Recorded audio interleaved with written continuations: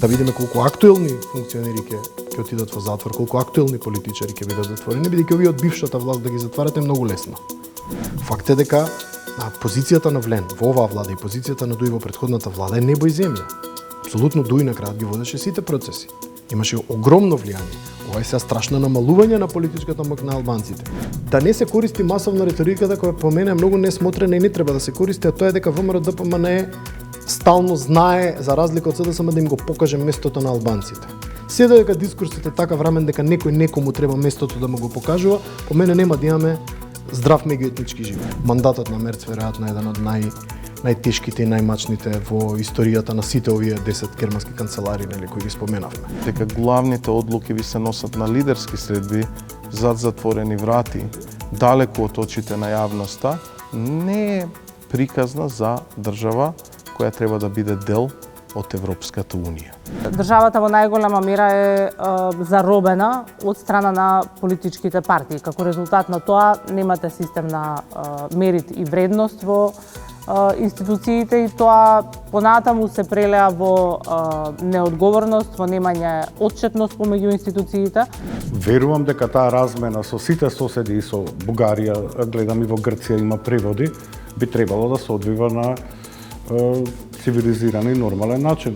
Познавањето на македонскиот јазик, користењето на неговото ниво како официјален, службен, државен и така, би требало да биде надпартиско, надетничко.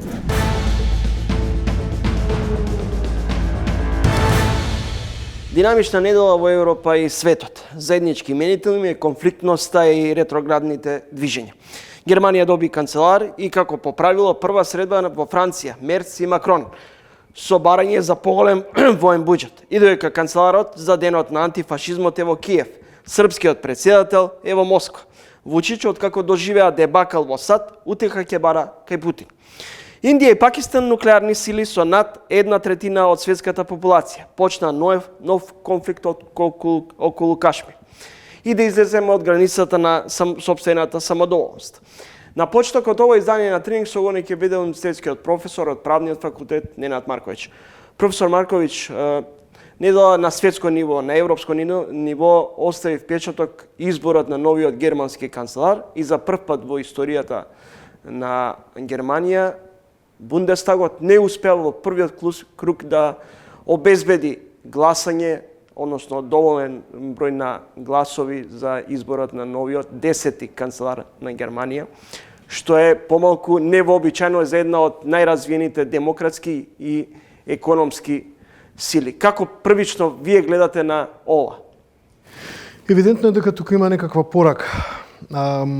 Прва е пораката околу кохерентноста на коалицијата која е создадена во Германија и незината, а може би и имплицира делумно и за незината долговечност. Дефинитивно сакаше дел од пратениците во Бундестагот да му пратат порака колку е пожелен, а колку не е пожелен како решение Мерц, иако во вториот круг се успеа во неговиот избор. Не мислам дека беше поентата во првиот круг да не се избере само по себе, не беше тоа целта беше повеќе во ова што го кажав прво, а тоа е да се прати некаква политичка порака дека очекувањата од другите партнери кои се во владата ќе бидат малку високи и дека од старт Мерц ќе биде под огромен притисок. Он ќе биде под огромен притисок внатре, во Германија, и ќе биде под огромен притисок надвор, со оглед на состојбите во Европа, односите со Соединетите Американски држави, непостоечките практично односи со Русија и така натаму и секако украинската криза, што ќе го прави мандатот на Мерц веројатно еден од најтешките и најмачните во историјата на сите овие 10 германски канцелари, нели, кои ги споменавме. Во секој случај мислам дека во вториот круг се покажа дека не е со изборот како избор загрозен, дека тука пораката е малку поинаква. И ако е ова некаков предзнак за тоа како ќе функционира коалицијата, нели, која е создадена во германскиот Бундестаг, тогаш е јасно дека ќе има многу превирање, многу голема политичка нестабилност. Една од првите одлуки на владата во Берлин беше укинување на специјалниот представник за Западен Балкан. Колку ваквиот чекор е всушност и порака за интеграцијата и интересот на Германија во однос на земјите од Западен Балкан, имајќи во предвид и политиката на ЕУ во делот на укинување и на она точка за квалификувано мнозинство во делот на интеграција и укинувањето на политиката со вето? Мене не би ме секирало воопшто тоа што нема да имаат представник за Западен Балкан, со оглед дека трасата е поставена за земјите на Западниот Балкан, вклучително и Македонија. Ние знаеме каква е преговарачката рамка. За она што се бара како иницијален чекор за нас е евидентно неприфатливо и нема да се случи во скоро време. Колку што мене ми изгледа, јас реков дека последен прозорец на можности некаде по локалните избори. Меѓутоа, добро е што Германија со поддршка од Словенија, нели сепак една помала држава, меѓутоа нам пријателска, почна да го заговараат активно сценариот да одлуките се престанат да се донесуваат со консенсус.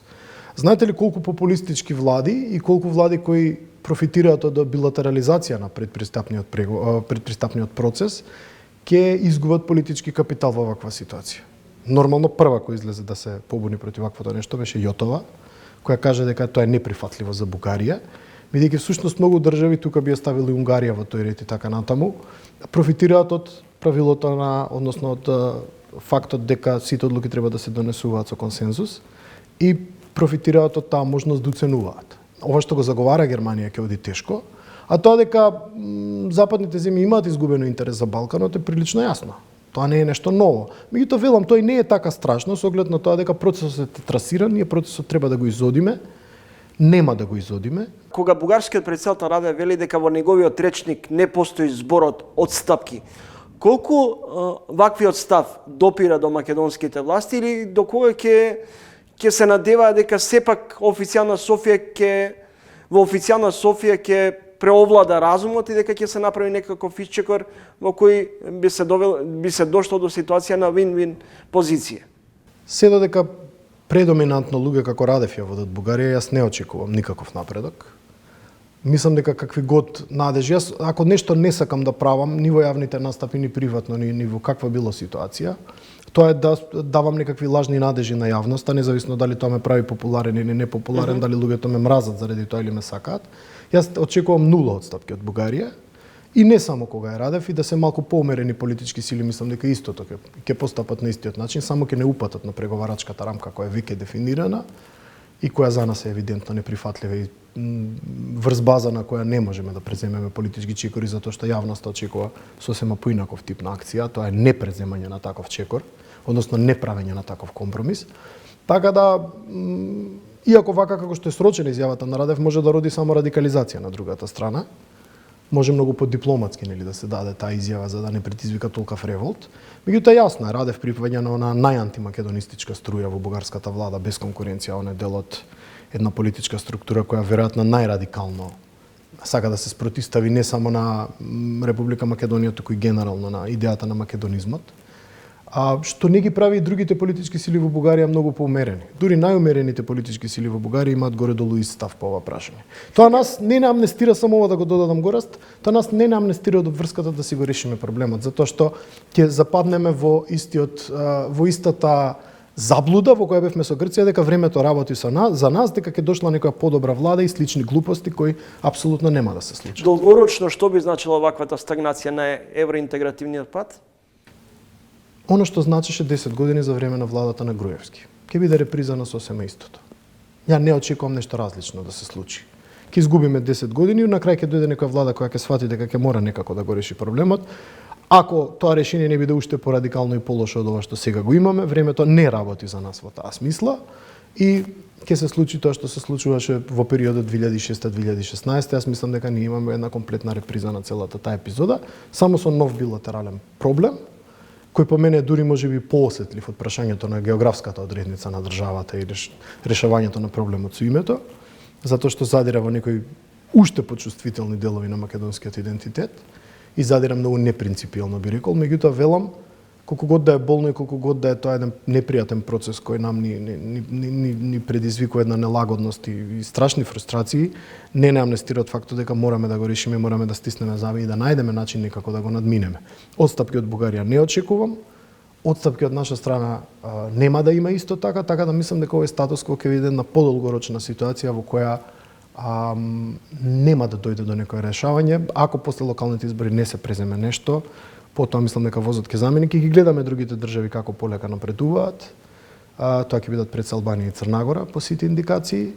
Не верувам дека тоа ќе биде Србија, посебно не после ова што се случи последните неколку дена, и веројатно ќе оние луѓе кои се еврооптимисти ќе им биде криво, а оние другите ќе се раскажуваат таа приказна за мали деца дека Европска унија утре ќе се распадне, дека тоа и онака не вреди, дека ние не можеме да направиме никакви компромиси и така натаму, односно таа некој утешителна приказна, нели, ќе биде фреймингот медиумски, владин и така натаму, ќе има таков фрейминг дека тоа не вреди, дека Европската унија е готова и слични бајки за мали деца, за да некако се утешиме, да се осеќаме малку подобро за себе си, ќе живееме во една таква атмосфера која ќе биде прилично повторување на она што беше периодот 2006-2016. Или, ајде да бидеме попрецизни, 2008-2009-2016.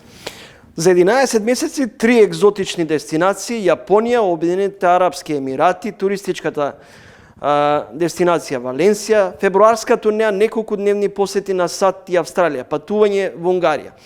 На мапата на реализирани надворешно политички дестинации ретко може да се види Брисел по речиси 11 месеци власт предводена од ВМРО ДПМН.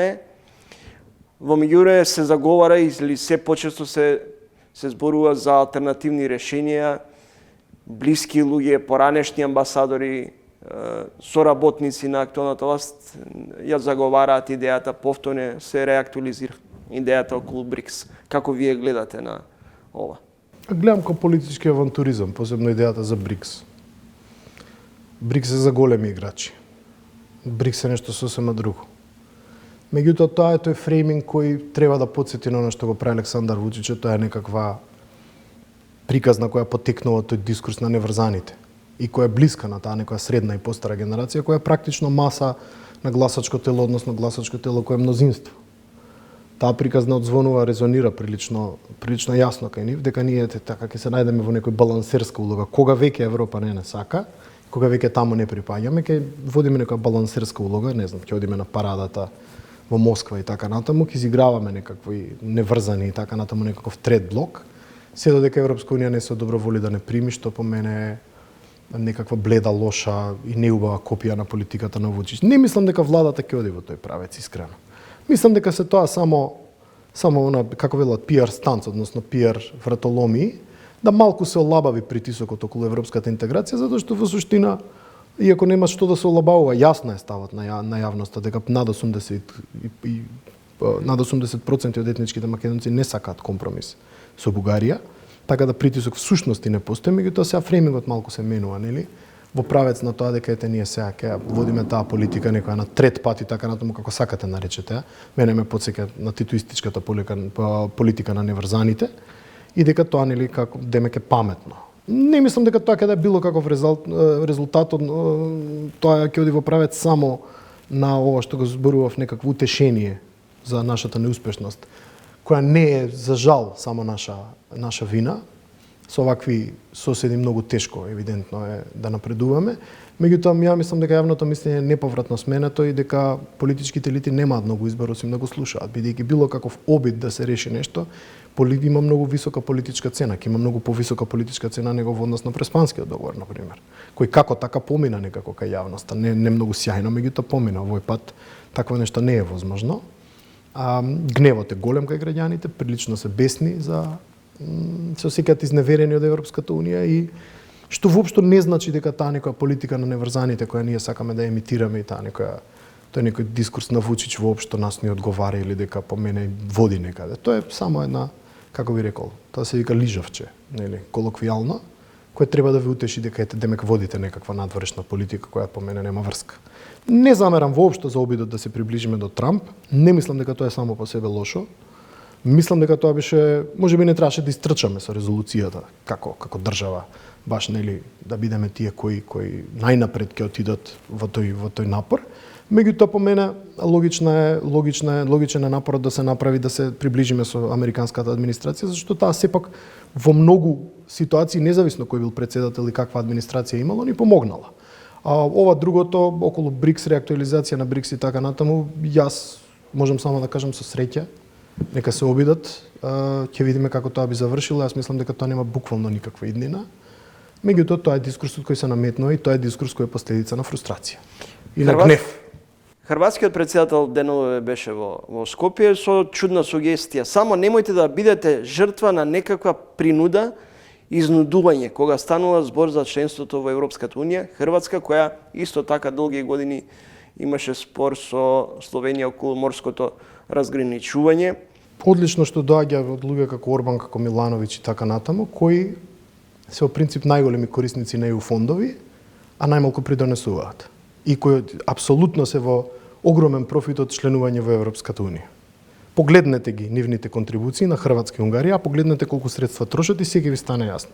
Така да таа позиција на демагогија, немојте да одите во ЕУ од перспектива на ЕУ држава, благодарам за советот, секако нема да одиме очигледно со вакво јавно мислење и со ова расположение кое сега владее предоминантно во Македонија. Така да нема за што да се секира Милановиќ, нека продолжат да ги користат ЕУ фондовите масовно и нека ги поучуваат другите како во Европската Унија е лошо и како не треба да се оди. Тој тип на демагогија јас би го остел за широките народни маси, некој веројатно им се допадна ова, јас би ја нарекол демагогија без никаква задршка. Следите 3 гости во емисијата на универзитетскиот професор од правниот факултет Ненад Марковиќ. Професоре, дали битката против корупцијата е еден од моделите на свртување кон внатрешните приоритети за намален криминал и правна сигурност? Само толку е прашањето. За почеток на овој дел. Секоја нова влада почнува нова битка со корупцијата. И сите тие битки до сега завршиле на ист начин. Затоа што се базираат на системот кој е воспоставен овие 30 години, кој е фундаментално корумпиран. Јас никогаш не сум бил, можеби бев 2016 малку оптимист и морам да признам дека веројатно испаднав будала. Сега веќе не сум и не верувам дека со промена на која било следна власт ќе бидам оптимист во однос затоа што тоа е истиот човечки материјал, тоа е истиот систем, тоа е истиот судски систем, тоа е истата администрација, тоа се во крајна линија вториот и третиот ешалон на истите политичари кои беа дел од една влада која немаше баш сјаен, како да речам, трак рекорд, како се вели тоа, или историјат на борба со корупција. Така да мислите дека ќе замесите по различен колач со истото тесто е прилично наивно. Преидете на следното прашање да не си губиме времето. Дали овој стап може ќе го промени вашето мислење? Во државата нема веќе место за врски, непотизам и заштита од одговорност. Силата на државата не се мери со привилегиите на поединци, туку со тоа дали правдата стигнува и до најмокните, порача Неделова Мицковски. Полна поддршка, ако сериозно го мислите, а и ако владата со и оваа политичка структура застане позади таа реченица и ни покаже со пример дека тоа ќе биде така. Треба да видиме. Во истиот ден кога тоа го изјави, неговиот коалицијски партнер му се откри една прилично голема и скапа афера, така, што го демантираше инстантно во однос на продажба на земјиште и така натаму. Немам јас ништо против тоа, апсолутно. Се е тоа легитимно како изјава, меѓутоа тоа ќе треба да се покаже на дело. Декларативниот дел на политички изјави апсолутно го игнорирам. Престар сум за да пуштам, не знам, на телевизија да слушам изјави од политичари. Мене ми треба некој тоа да ми го покаже во она што се вели во реал тайм, да видиме колку актуелни функционери ќе отидат во затвор, колку актуелни политичари ќе бидат затворени, бидејќи овие од бившата власт да ги затварате многу лесно. Така, почна нешто со Рашковски, почна нешто со Зекири и така натаму во минатата власт и тоа беше недоволно прилично и тоа беше еден мал обсек кој со промените на кривичниот законник заврши катастрофално. Така да видиме сега кој ќе биде избран, кој модалитет ќе биде избран за амнестија на криминалите, на потенцијалните криминали на оваа политичка гарнитура и така натаму. Ако воопшто биде избран, ако не биде избран и навистина се застане за една сериозна борба за корупција, граѓаните го препознаат тоа независно што сум јас циничен. Власта прилично е убедена во комотноста која има, односно ВМРО, ДПМН пред се, веројатно поради парламентарното мнозинство кое го има, но дали овие превирања во вреди, таравари, те излага, те не излага, всушност се дополнителен товар и создаваат дополнителни политички тензии пред се внатре во владината коалиција и генерално на политичката сцена. Каков расплет очекувате во овој дел? Па како не, тоа е прилично лошо, заради тоа што е евидентно дека немате баш стабилен партнер од другата страна кај албанците, или ќе имате партнер кој може со време да стане репрезент на многу мал број на гласови на албанците. Ќе видиме како таа ситуација ќе се развие. Нема да бидат толку релевантни на локалните избори бројот на градоначалнички места, затоа што на многу места ВМРО-ДПМН веројатно ќе помага на Влен со своите гласови. Нешто што често му беше замерено, например, на Пендаровски, како со албански гласови станал председател. Сега да видиме колку градоначалници од Влен со македонски гласови ќе станат градоначалници, така, бидејќи да немаме двоен стандард за работите, чисто да знаеме за што се работи. Инаку, на советничките листи веројатно ќе биде порелевантно што ќе се случува. Ако тука има огромна дискрепанца помеѓу Влен, од друга страна не знаеме дали Алијанса и Дуи ќе одат заедно. Моја претпоставка е дека ќе одат заедно, или дека Дуи на некои места ќе ја поддржи Алијанса и обратното. Тогаш веќе ќе има владата голем проблем со представувањето на албанците во владениот состав.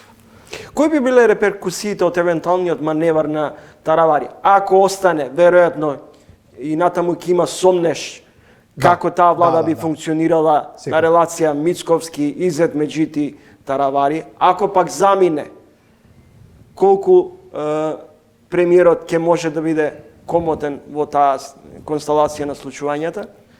Таравари ќе мора да замине по се изгледа. Сите сигнали досега, додека ја снимаме оваа емисија, укажуваат на тоа, затоа што Влен нема да покаже баш голема трпеливост кон структура која соработува со Дуи. И пораката е јасна. Тука ќе во еден момент ќе се искристализира таа слика или. Тешка е позицијата на Мицковски во овој момент да ги избалансира интересите на од една страна на Таравари, од друга страна на Влен, затоа што тие се чинат непомирливи. Во таа смисла, веројатно, Таравари ќе мора да го напушти ресорот и да напушти владата, а потоа како ќе настапува е веќе прашање на политичка процена. Со Дуи, без Дуи, сами. Иако аз некако мислам дека тој настап не сум убеден баш сега во моментов, во негов соло настап на локалните избори, затоа што не знам што би значил, некако би се изгубил веројатно помеѓу Влен и Дуи во целата таа ситуација. Влен ќе има сесрдна помош од ВМРО-ДПМН и нивните гласачи. Дуи си е доволно, веројатно е убеден дека е доволно силен на терен за да истрча. Гледаме дека најмногу предвремени избори, дури парламентарни бара Дуи, значи убеден во својот рейтинг. Јас рейтинзите не ги знам во овој момент кај албанскиот фактор. Меѓутоа Дуи убеден дека добро би поминал во оваква ситуација, особено што сега успеа да направи маневар на привлекување на Таравари на своја страна. Така да сепак мислам дека Таравари ќе мора да напушти и да се определи за некаква коалиција со Дуи или за некаква соработка, што од друга страна го става Села во една прилично непријатна позиција и да видиме каков ќе биде неговиот одговор. Првите реакции на Села не беа многу позитивни. Јас дадов една прилика изјава и ќе ја повторам дека веројатно Таравари реши да се евакуира од влада која нема намера да направи нешто со прашањето со бугарите во уставот и со преговарачката рамка. Дали преку подгревање на етнички тензии се врши притисок на владата на Мицковски?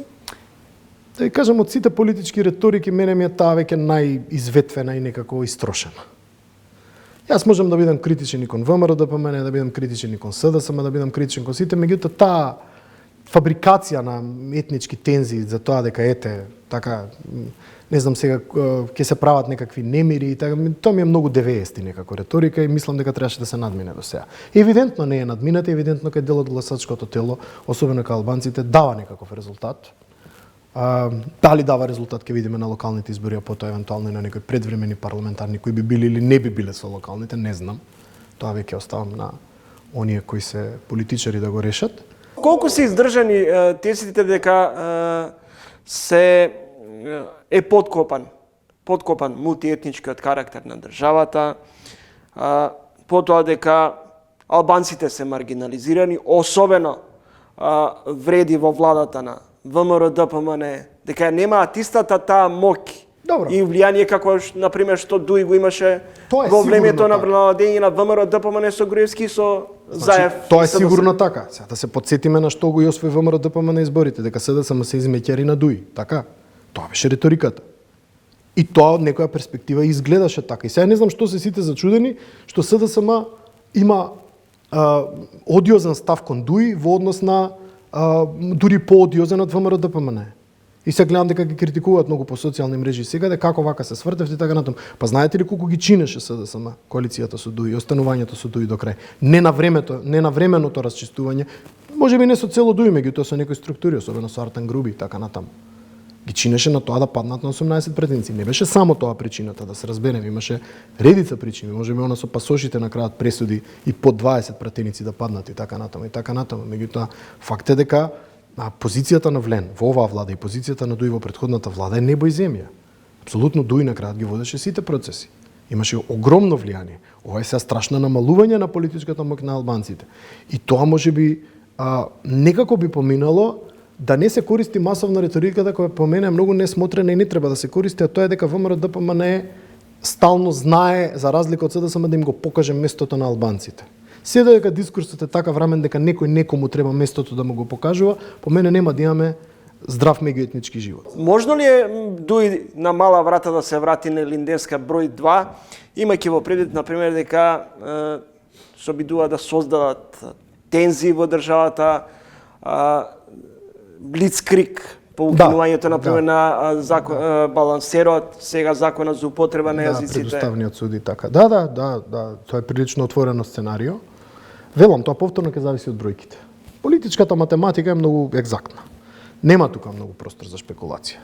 Ако Дуј, предпоставувам заедно со Алијанса, ќе видиме, не знам, тоа ќе си го решат тие, освојат драматично повеќе гласови од Влен, тука е математиката многу јасна. ВМРО-ДПМН тешко ќе избика од обврската да ги земе во влада како партнери. Или ќе ризикува да биде во влада со малцинскиот партнер, што ќе ја зголемува фрустрацијата кај албанците и веројатно ќе ја подкопува позицијата на самиот Влен на долг рок. Благодарам за разговорот и гостувањето. Ти благодарам.